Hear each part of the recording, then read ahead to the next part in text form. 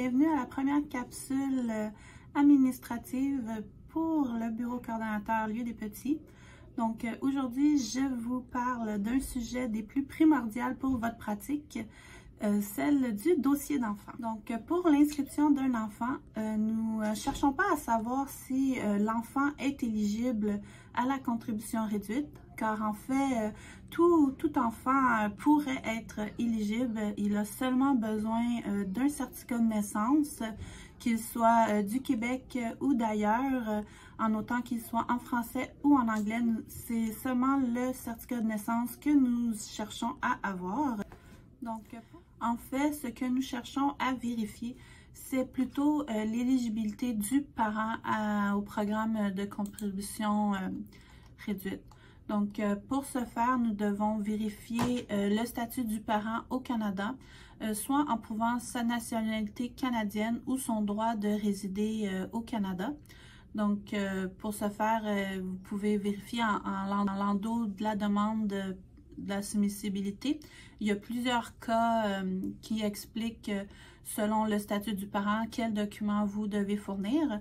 Sinon aussi, il existe le guide sur les documents exigés du parent conformément au règlement sur la contribution réduite.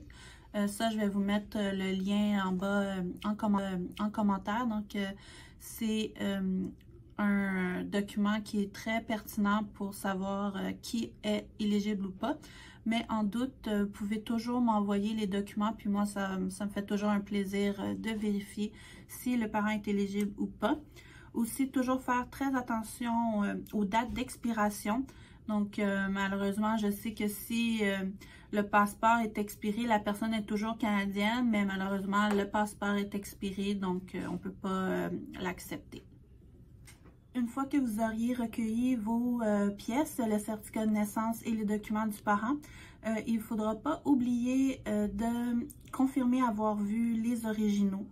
Je sais que parfois ça peut être difficile dans l'ère de nos téléphones qu'on numérise avec les téléphones au lieu de faire une photocopie. Mais dans ce cas-là, vous pouvez soit rajouter un petit papier, un post-it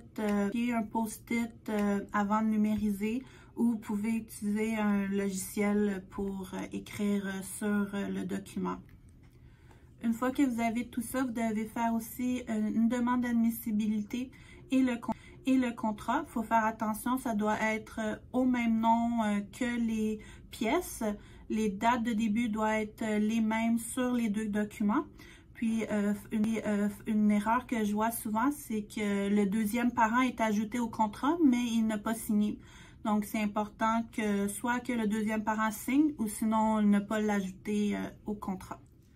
Donc, depuis l'ouverture de la place 05, maintenant, vous devez fournir aussi la lettre de confirmation d'inscription.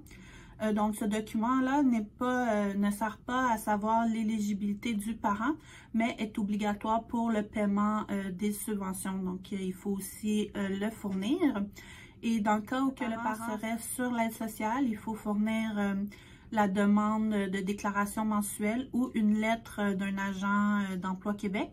Puis, il ne faut pas oublier de cocher les endroits appropriés au contrat et à la demande d'admissibilité. Une fois que vous avez tous ces documents-là en main, vous devez les envoyer au bureau coordonnateur. Donc, à noter que vous avez 10 jours calendrier depuis que l'enfant a débuté pour fournir tout le dossier et le dossier doit être conforme.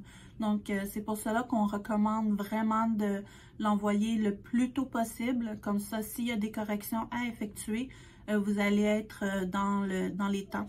Car s'il y a un retard, malheureusement, une journée de subvention ne sera pas payée pour chaque journée de retard. Donc, on le répète, mais envoyez-le le plus tôt possible pour éviter des subventions perdues comme ça.